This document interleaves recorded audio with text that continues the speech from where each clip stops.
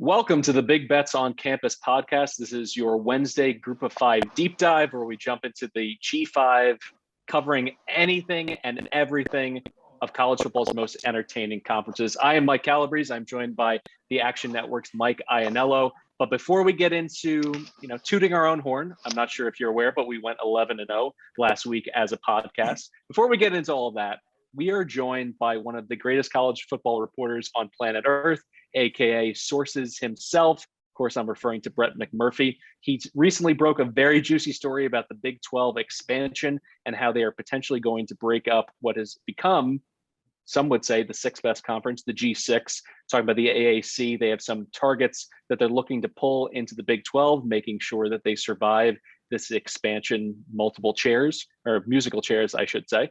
So, Brett, thank you so much for joining us. Please, let's get into the meat and potatoes of this juicy story. Yeah. Hey, thanks, Mike and Mike. I'm glad to be on here. I'm honored. Look, you guys were 11-0. That's incredible. The little Saturday show I do, Big Bets on Campus with Stuckey and Colin. One guy on the show last week went 6-0. I don't want to say who his name is, but his initials were Brett McMurphy. So congrats being part of the undefeated club. But as far as what's going to happen to the American, as I reported and others have also reported, Cincinnati, BYU, UCF, and Houston are headed to the Big 12. Initially, I was told this could happen by the end of the month. That was a couple of weeks ago. Now it is ramped up. They could receive their official invitations as soon as Friday. And then the question is, after that, how soon can they get in the conference? I was told from sources that actually BYU could join the league as soon as next year because they're an independent. They don't have to worry about getting out of a conference, obviously football wise. For the other schools in the American, they have to provide 27 months notice. They have to pay a $10 million exit fee. Obviously, those things can be negotiated. I think what most Big 12 folks want to happen is to have all four on board for the 2023 season. So yes, that means they would actually get to play 2 seasons with OU and Texas in the Big 12. Certainly that would increase their media rights and their TV rights. So with that happening, what happens to the American? Look, there's going to be more dominoes. Anytime there's a move at the top, whether it's like the SEC, it filters all the way down. The American has a decision to make. They're going to be left with 8 members. They have to decide, do they want to go to 10 or do they want to go to 12? They have not had any official discussions yet among the league members on what they want to do. Sources within the league, though, told me that it's more likely they go to 12. Who are they going to add? Well, you could there's not a right or wrong answer. It's what their philosophy is.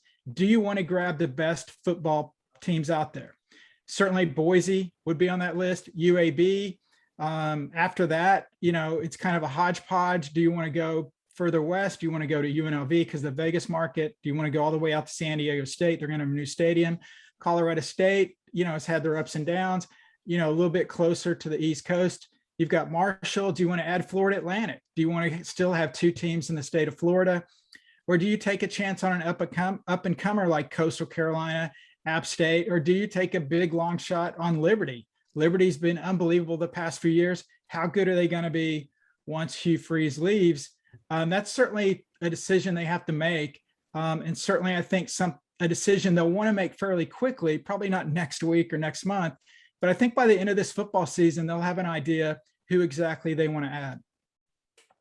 Just a few follow-ups real quick. Certainly the Pac-12 in this extended conversations about how teams are going to form alliances or potentially expand. The Pac-12 is stuck to their guns in that the academic stature, whether they're AAU, universities or colleges, or geographically that it makes sense. It seems as though they have more sticking points than some of these other conferences who are really in survival mode. Is there any implications on the AAC side that are deal breakers, whether they're academics, whether they're TV market ramifications, or maybe even facilities, getting down to specifics like that? Have you noted anything like that coming out of the AAC right now? Yeah, that's a great question. And I think every league, to an extent, they've had these requirements in the past when you expanded and did different things. But it's certainly with the Big 12, all those things got thrown out the window because at this point you're looking to survive. So you went and grabbed the 4 best football products that you could And that's why they invited those 4 to come into the league. I think the American's going to do the same. Certainly they prefer great academics. They prefer big TV markets. They prefer all the, the usual suspects as far as requirements coming in. But again, if I was commissioner of the American, or if I was commissioner of the Mountain West, what I would do right now is I would try to pillage the other conference, because now there's going to be a real battle. Who's going to be the strongest of the remaining non-Power 5 conferences? And I don't think it's clear cut. It's the Mountain West. I don't think it's clear cut. It's the American. You can make an argument the top team in the Sun Belt may be as good as anybody else. But as far as depth of the conference, so I would go on the offensive. If I was the commissioner of either one of those leagues, the challenge for the Mountain West is you're going to have to come east, a long way east, to get some teams. And I don't know if those schools would be willing to go out west to join the Mountain West. The advantage for the American is their TV deal right now is better than the Mountain West. Obviously that will change with new members. So they've got a little bit of a head start, if you will. They would be more attractive. But if I'm the American, how do I survive? I go get the best team out of the Mountain West, Boise State. I don't know if they want to come, but you certainly make that call. I go get UAB, who has been unbelievable in Conference USA. They just have a brand new stadium. I'd take a look at Coastal. They've been incredible in the Sun Belt. Florida Atlantic gives you another presence in Florida. What I think, though, doesn't necessarily mean what the American's going to do. And again, the thing that makes this difficult to predict is there's no right or wrong answers. It's a beauty contest, and what the conference thinks is the best 4 editions. You and I may not agree with who we would have picked if we were in charge. We have time for 2 more questions. I'll let Ianniello jump in here. Yeah, Brad, I have a question. We've talked a lot about, the TV ramifications for this, and we just saw with the alliance that, the Big Ten and Pac-12 and ACC kind of just formed. Do you see a scenario down the road where the remaining group of 5 conferences, kind of either form an alliance, or even is there a chance they combine to kind of be one super league, whether it's, on the field or even just from a TV rights package? Because you got to think if the Sun Belt and the MAC and the Mountain West all kind of sold their media rights as one package, that would increase the value for all of them. So do you think that's something that kind of happens down the road?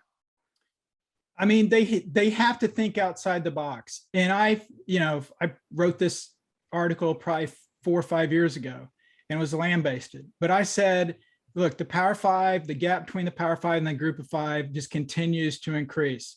At some point, they're going to break away in some fashion. Will they still play the Group of 5? They say they will, but that's to be seen. I think the Group of 5 should establish their own playoff, and kind of some of the similar suggestions you had. The problem is for instance, right now, the American gets the most money for TV rights than the other leagues. So if they combine with the other Group of 5 leagues, Mountain West, Sun Belt, MAC, Conference USA, that means the American teams will be making less money because they're bringing in lesser product, if that makes sense. Now, if you're in Conference USA, would you join forces with the American? Absolutely, because your revenue is going to go up. That's the big challenge with all of college athletics, is every conference does what's best for their specific conference. And I understand why. If you're at the SEC, you want to add OU in Texas because that's going to help your conference. And people say, well, it's going to ruin college football, the dominoes, and look at that. But bottom line is, you've got to do what's best for your conference, what your 14 presidents tell you to do, want you to do. And every conference works in a silo. So you have a great suggestion there.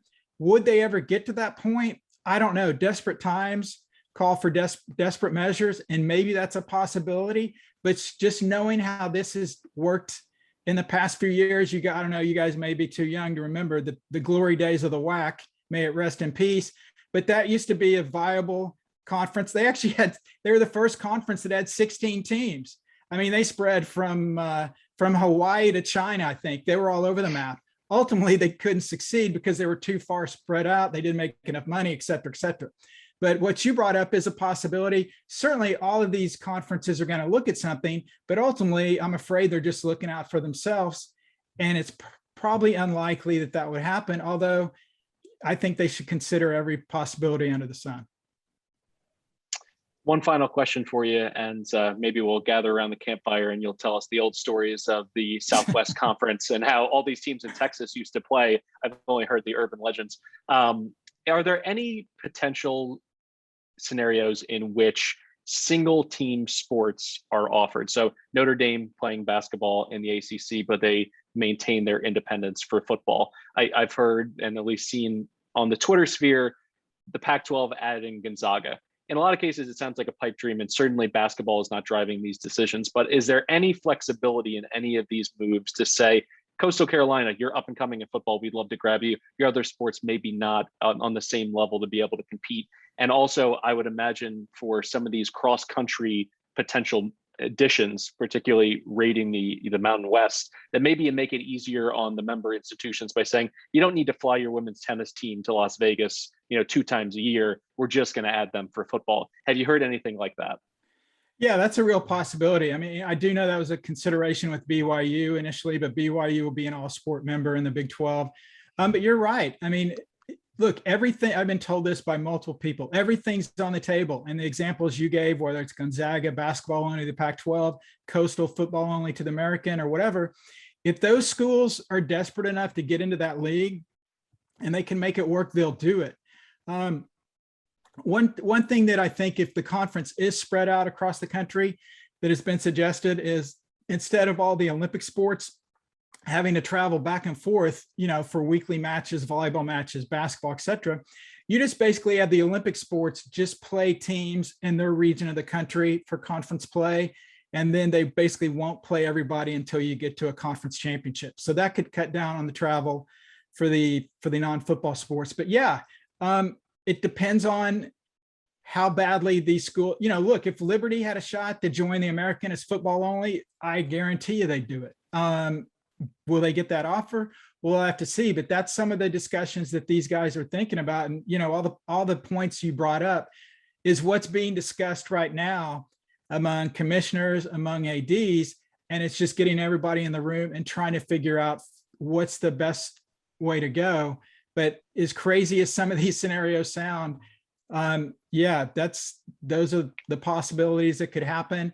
And thanks for bringing up the Southwest Conference. I grew up watching the Big 8. Yes, I'm old. We'll sit around the campfire and I'll put you to sleep with my old war stories.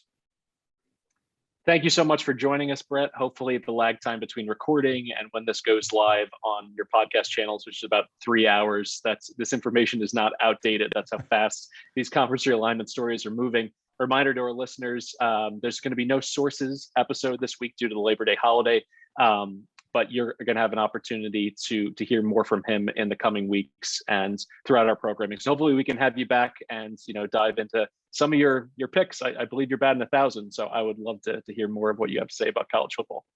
Thanks, guys. I appreciate it. All right, Mike, it's time to toot our own horns here. We were called up to the bigs, got the call from the elders on high here at the Action Network, had an opportunity to be a part of the elite fraternity that is Big Bets on Campus, the podcast. And we went 11-0, our round robin. We cocked that gun, we fired, we hit the target, 5-0. Our underdog parlay, UTSA cashing. Nevada digs a 14-0 hole, no problem. Carson's so strong, bails us out, cashes that one too. The only thing I want to get into, really, we can put this in the rear view because, as our producer Matt likes to say, got to stay humble, got to keep grinding. And we're only as good as our weekly record. That's in the past. 11-0 was great. I still feel great about it. Going to give us some positive momentum. But people came here to listen to us give picks this week. But I'm going to say one more thing. And this is for Sean Lewis, the head coach of Kent State. I am reminded in the closing minutes of that game, as he was trying to score a meaningless field goal, not once, but twice. I was reminded of Vince Vaughn's, I would say acting debut, really his cameo in the movie Rudy. He was coaching like it was the Super Bowl. He was coaching like his kids were tied up by kidnappers. And if he did not score a field goal on that final drive, he was going to have to wave goodbye to his family. That is how insane the play calling and time management was, to not go for a touchdown, but to trot out their kicker on multiple occasions. And as listeners of this show can attest, when we talk about the group of five, when we talk about gambling, we want to get into the positive, the good beats. And in this case, missing 2 field goals inside of 30 yards in the final minutes was a good beat. So our good guy, good beat hero of the week is Andrew Glass. The freshman kicker, 5'10", 160-pound sopping wet, hometown of Wheeling, West Virginia. This is for you, Andrew Glass. You're going to go on to great things in your college career. And the only thing I would recommend is maybe changing your number. Kicker number 60. As soon as he trotted out into the field, I had a feeling that we may have a chance to maintain the spread of minus 29.5.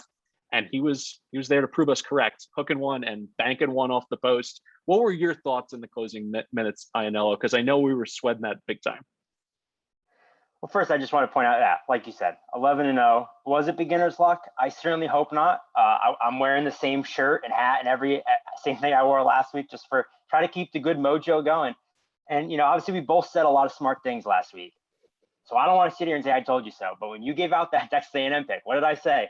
I said, I don't know. That makes me nervous because Sean Lewis coaches like he's only trying to cover the spread.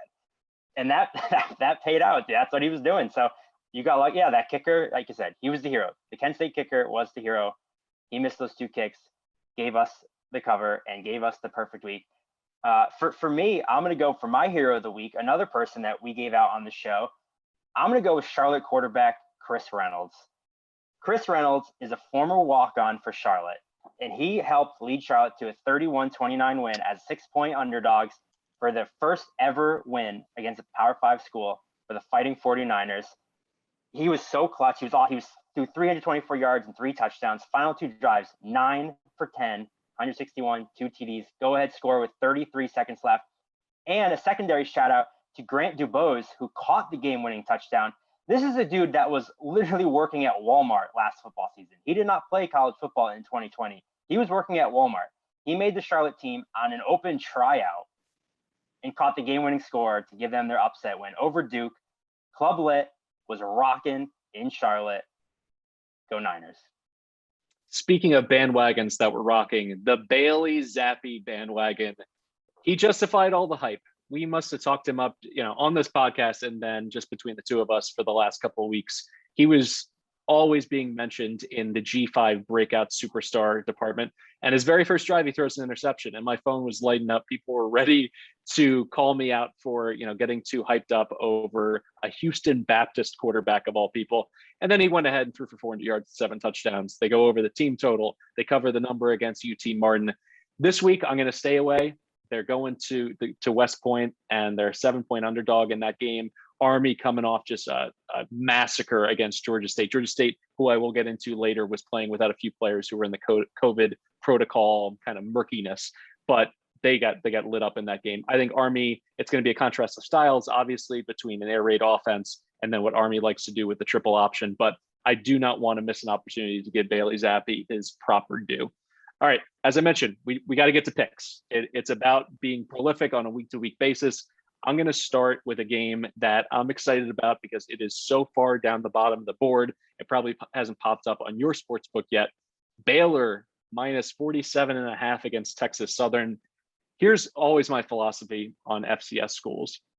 I think it's human nature to lump all FCS schools together, much in that way, playing NCAA football 99 back in your high school days or however old you are. You see that FCS West team, and it doesn't matter.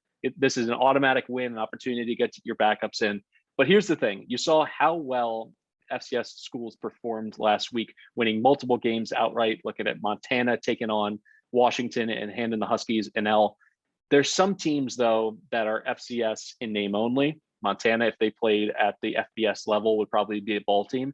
And then there's FCS teams that are absolutely at the bottom of the barrel. And I'm talking about Texas Southern. They are in the bottom 10 of the SAG ratings, which combine, both levels of football.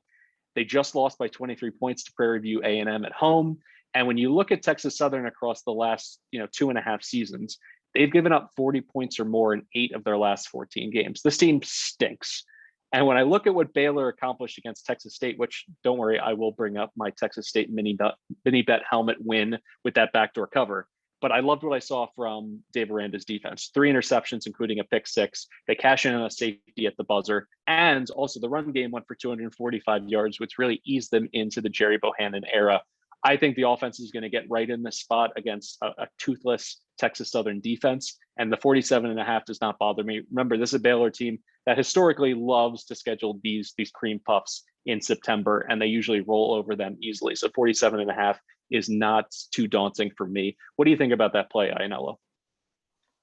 Yeah, I like it. Yeah, you're suddenly coming around to Baylor. You're against them last week, and now you're coming to. Yeah, I like it. Like I said, I think Baylor kind of improves a little bit this year. Last year was kind of a weird year, and Dave Aranda's first year. So yeah, I think they'll want to make a statement. All right, what's your first pick here for best bets of the week? My best bet, I'm going to go with one. I know you like this as well. I'm going to go with Wyoming -7 against Northern Illinois. Obviously, if you can get it inside that touchdown, even better. I like it at 7. I'm pretty down on this Northern Illinois team. I bet their win total under. And yeah, they came away with an awesome win against Georgia Tech, 22-21 last week. But that was one of those misleading box scores. Georgia Tech's quarterback got hurt super early on, and Georgia Tech outgained them 429-301.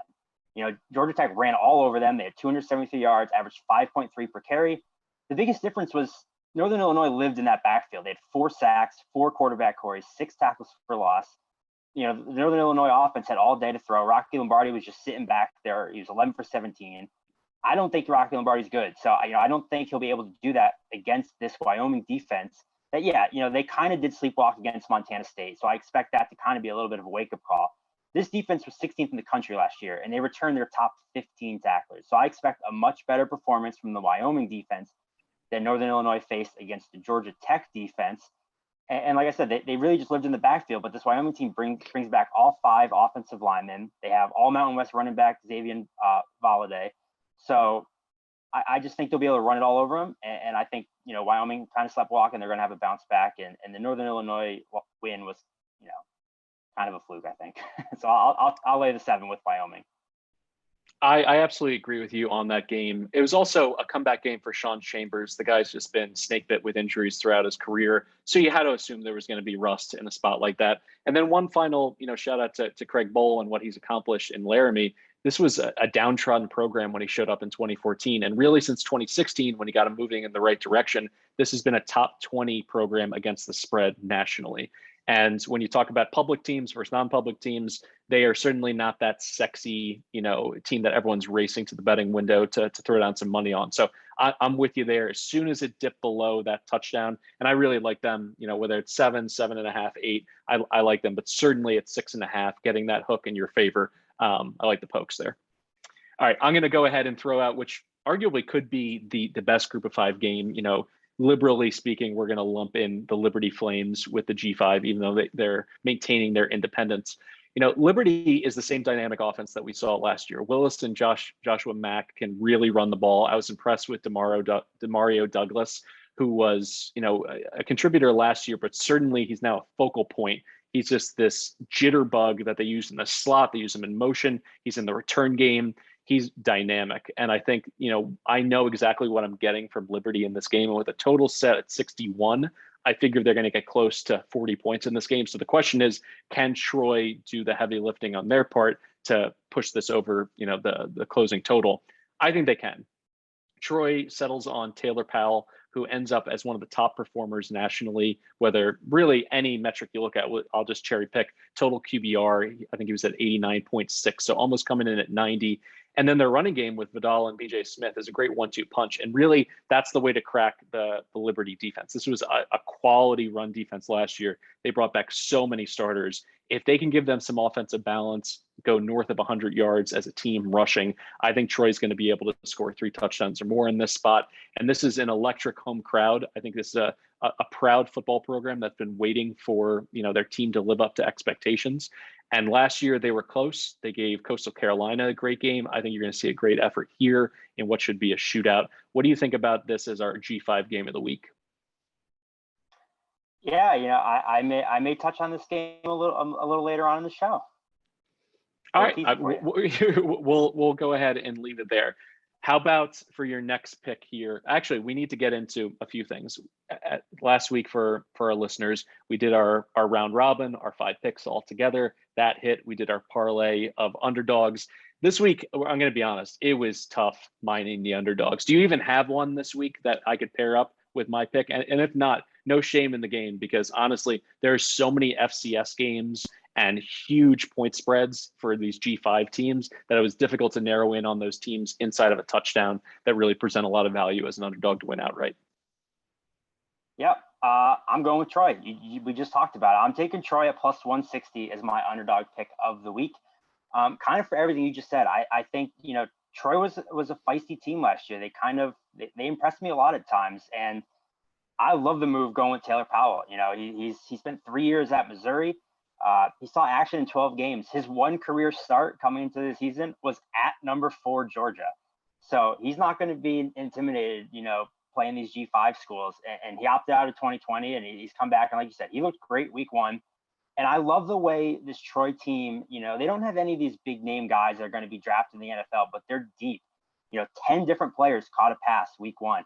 Like you said, you mentioned Vidal and Smith. They also have Jamontez Woods as another solid running back. So they have really a 3-headed bell cow at running back. All 3 of them had at least 10 carries. All 3 of them scored a touchdown week 1. Their defense is pretty solid. They returned 10 starters. Carlton Marshall is one of the best linebackers in the Sun Belt. So I like this Troy team a lot. The line right now is kind of floating around 5.5, 4, depending on where you got it. I know our Action Network Pro projections make it 3.1. So if you can get them over a field goal, take it. But I like them a little sprinkle on the money line too. So I think Troy can win this game. They're at home. So I'll take Troy as a little home dog for my underdog parlay. All right, I have to match your level of ambition. So I'm going to go ahead with the G5 team upsetting an SEC team to pair together for our group of 5 underdog parlay. I'm going with the ECU Pirates. And really, this is my belief in a few things. One, in Holden Ahlers. He's a guy with a ton of experience. He's also had performances where he's really played up to the level of competition and exploded with 400 plus total yards. And you've seen him do it against really some of the best teams in the AAC, and also when they jump up and play those power programs.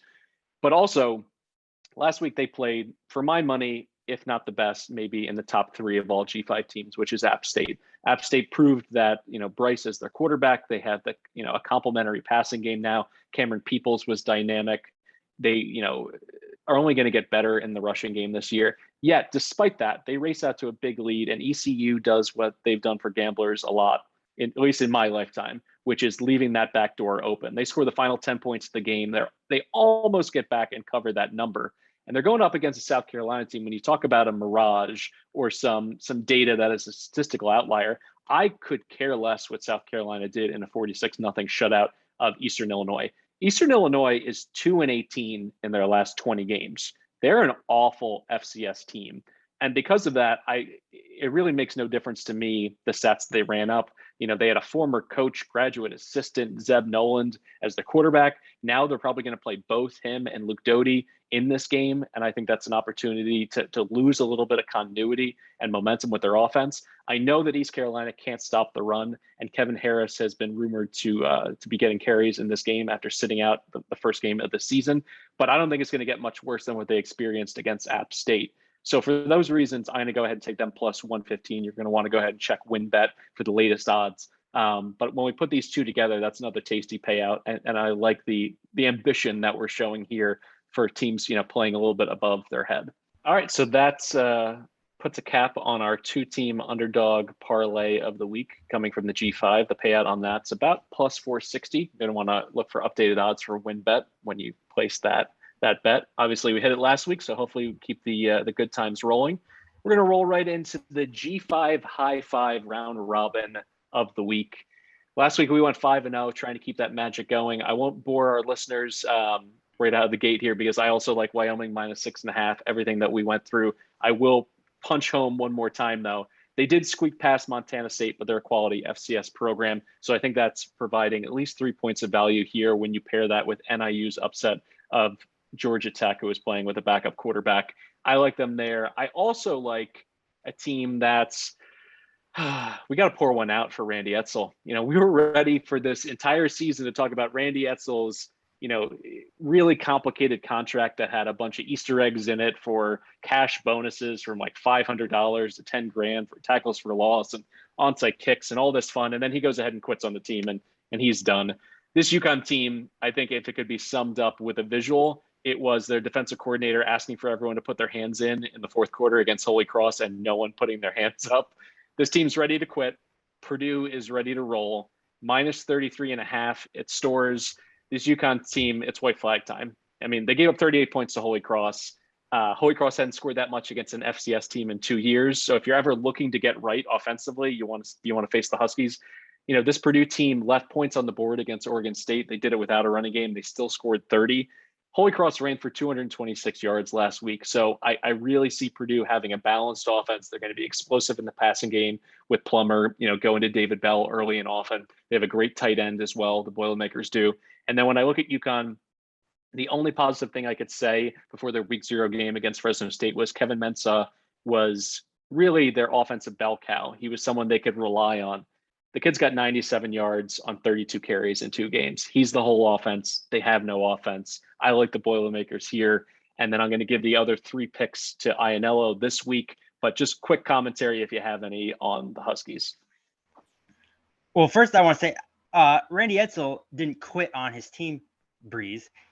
In fact, what he did was his team, I don't care what the score was, UConn had more sacks than Holy Cross. So he got that fat $2,000 bonus and he retired on an island somewhere. He's probably, down in Nantucket living on a boat. So good for Randy Edsall. He got his last sack bonus and he said, all right, I'm out. Yeah, I don't know if it's going to be his boat. I think maybe it's a commercial fisherman for Long John Silver, but he's sneaking in, some rays under the sun and not having to sweat this potential blowout against Purdue. All right, let's round out this G5 High Five round robin of the week here with your 3 picks. All right, for my first pick, I'm going to go with, you mentioned App State before. I'm not sold yet. I'm going Miami -8. Obviously Miami got waxed by Alabama, and I think that's kind of contributing to this line a little bit. Everyone gets waxed by Alabama. Alabama's probably, 14 points better than any team in the country. The one stat that really stood out about as bad as Miami looked, the one thing that kind of really solidified this pick for me was Miami managed 10 tackles for loss against that Alabama offensive line, which you could argue is the best in college football. And that's been the staple for Miami, the past couple of years. They were 12th in havoc last year. They were 21st in line yards. They get great pressure on the quarterback. And that's a problem for Chase Bryce. He looked great in week 1. He was 20 for 27, 259, 2 touchdowns and a pick. But when he was kept clean, he was 18 for 22. Under pressure, he completed just 40% of his passes, and that was when the interception came. Last year, when he was under pressure, he completed just 37.6% of his passes, 2 touchdowns, 8 interceptions. When Bryce is under pressure, he makes mistakes, and he's going to be under pressure from this Miami team all day.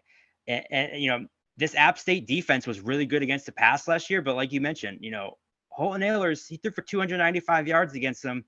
So that's going to be a problem against Derek King. So I think Miami, they're back at home after a bad loss to Alabama. I think they bounce back. They just saw North Carolina lose, so that, now they have the edge in the ACC.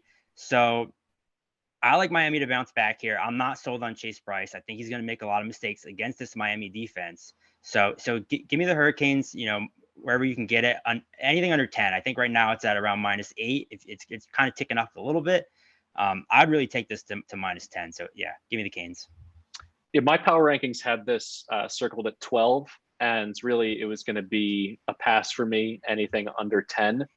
So I was surprised, frankly, that it came in at that number. I think it's a market overreaction by Alabama, just smacking around Miami. But like you said, who wasn't really expecting that? That was what we should have seen coming, given the fact that that number ended up coalescing around 19-20 for that point spread. So the market said Alabama's going to win big. They did. I don't see why that should have as big of an impact as it apparently is having on this game against App State. All right, what's next? My next pick, I'm going to take Buffalo plus 13.5. Anybody who knows me knows I love this Buffalo team. I've loved them for years. I bet them pretty much every other week for the last 4 years, which has worked out great. They are the most profitable team in college football to bet on over the last 10 years. And yeah, I know Leopold's gone. That does make me a little nervous. That's why I didn't play him last week. But they kind of looked like a Lance Leopold team last year.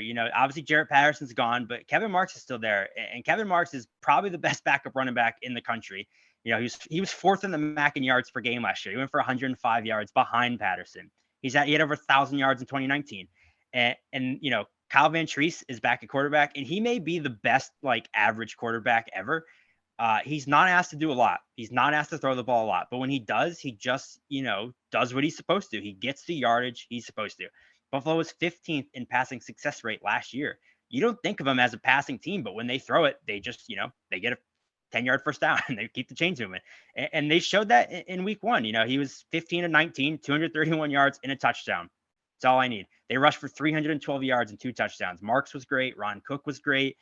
Their defense was the best in the MAC last year. They lose some guys. They lose Malcolm Kuntz at DN, but they do return Taylor Riggins, who was 2019 All-MAC DN. So that's kind of, an even wash in my mind. They still have 2020 All-MAC linebacker James Patterson, Jarrett Patterson's brother. They allowed just 97 yards week 1. I know it's against Wagner, so how much stock can you put into it? But to me, they looked like a Leopold team. They looked like the Buffalo team we've seen the last 4 or 5 years. So I don't really trust Nebraska. So give me Buffalo plus 13.5 against the Cornhuskers. I mean, how many tickets do, well-heeled Nebraska alumni have to buy for this, sellout streak to continue? That's the bigger storyline to me than anything Nebraska is going to do on the field in this game, because at this point with the body of work, we know what Adrian Martinez is. He's someone who's going to fail to make some of the simple pass completions. He's also going to dazzle with how he can extend some plays. I think this number is primed for a fourth quarter backdoor cover for Buffalo. I did try to needle you a little bit before the recording to say, hey, why don't you, put your money where your mouth is and take Buffalo on the money line? Maybe a little sprinkle there. Let's make sure to keep the G5 high five pristine and keep the winning streak going. So I'm glad you're taking the points. All right, take us home here with your final pick and number 5 of the week for us. For my last pick, we're gonna love it or no. So we're getting a little cocky with it. We're feeling ourselves when we're betting on Temple, because I'm taking Temple, who stinks. Don't get me wrong, they stink. I have no stats written down to convince you they don't stink, because they stink. But they're playing Akron, who, in my opinion, is about 7 points worse than any team in the country not named UConn, UMass, or New Mexico State. So I'll lay the points with Temple. Obviously they got smoked by Rutgers, but even that game was a little misleading too. Temple turned the ball over 5 times. Rutgers still only had 365 total yards, which is not a lot for a team that put up 60 points. So this is one of those, hold your nose, check the Action Network app to follow along. Please don't watch this game. But I'm just going to take Temple money line just to be safe, because Akron's not winning this game. So Temple's only -7, so they're -270 on the money line. We'll throw that in here to compare with to help boost our other plays. Akron's not beating anyone, so give me Temple with -270 on the money line. This one is rough, but you know what? You also were undefeated last week, so I'm putting our collective hope in your hands, and hopefully we don't fumble the bag here. We did disagree on one game last week, which was Texas State against Baylor. So I have that win in my pocket. As many of our listeners know, I have every single FBS helmet, but I'm slowly collecting on the FCS level. So if you could hit me up with a James Madison helmet at your leisure. I know there's some supply chain issues across the US. So if it takes 2 or 3 months, that's fine. Now, the G5 deep dive this week has basically been another love fest, and why shouldn't it be? Riding high from all of our winners last week. But I do have a feeling that there's one game we're going to be on opposite sides of here. What do you got? Yeah, I'm going to go with the Toledo Rockets. They're getting 16.5. I think if I can get a 17, even better. But they're playing Notre Dame, who obviously they came away with the win against Florida State. But and Jack Cohn looked great, but I don't know how sustainable that is. It's hard to tell if that was more of a product of the Florida State defense or this Notre Dame offense. And I thought Florida State was able to move the ball a lot better than I expected. So I think Toledo is going to have no problem running the ball in this Notre Dame defense and be able to move the ball pretty much as well as Florida State did. So Toledo's, they bring back the highest TARP in the country, I think, and they're one of the best teams in the MAC. So I'll take 17 points with Toledo against Notre Dame. I mean, for my money, Bruce Gardkowski's not walking through that door unless, Kareem Hunt's got a fake mustache on and all of a sudden he's running the ball for the Rockets. I don't see them hanging around against the Golden Domers, particularly when you look at how good Kyle Hamilton is in that secondary for Notre Dame. He made some interceptions that were like, you can't even blame the Florida State quarterback. He's a freak. He was just eating up free space where he was 25 yards away from a pass when it left Travis's hand, and he still intercepts the ball. So I'll go ahead with Notre Dame to get right at home, that 2:30 NBC game where it's kind of like a standalone. So I think everyone will watch at least the first quarter of that. And I see Notre Dame just kind of laying waste to Toledo there. One final game, just as a bonus, I want to throw out there, and you can, weigh in as well. North Carolina looked listless in that opener against Virginia Tech, and Mac Brown looked like me after 11 drinks at the bar. For those reasons, I just see Georgia State getting 25.5. This is a Panther team I mentioned earlier that had COVID issues. They're getting all the players back, according to the beat writer from the Atlanta Journal-Constitution. This is a team that was 7-3 against the spread last year. And Sam Pinckney in particular, I think is going to help their passing game pop. Cornelius Quad Brown is going to have a much better showing. I'll take the 25.5 because Sam Howell doesn't play defense. He'll throw for 400 yards in this game. I think they'll score like 45 points, but I feel comfortable with Georgia State getting to that 20-point threshold. And at that point, I'm covering, I'm cashing. What do you think about the Panthers out of the Sun Belt in this one? Yeah, I'm staying away from that just because it's hard to tell if that's an overreaction to North Carolina losing, and I don't think Quad Brown looked good week one. And like you said, I do think he'll bounce back, but I don't know. That just makes me nervous. Since you throw out an extra, I'll sprinkle one on top. This is going to be a fun game. This one is one, take it just to have fun. Just throw a little shekels on it because you want to watch it. North Texas SMU is going to be awesome. It's going to be an absolute shootout. It's over 73. Number's probably too high. I don't care. I'm taking it just for the heck of it. We saw what this North Texas offense did last year. SMU started Tanner Mordecai week one. All he did is he had the highest quarterback EPA per play ever in the college football era in his first week. So that's all I needed to see. SMU brings back a ton on offense. North Texas does as well. Give me that over 73. This might be the most fun game of the week in the G5. So I just want a little action on that and hope we get a shootout. All right, that's it for us this week on the Big Bets on Campus podcast presented by WinBets. I'm Mike Calabrese. This has been Mike Ianniello of the Action Network. We're going to remind you that Stuckey and Colin will be dropping their weekly college football betting previews every Thursday night into Friday morning, so be sure to check in there.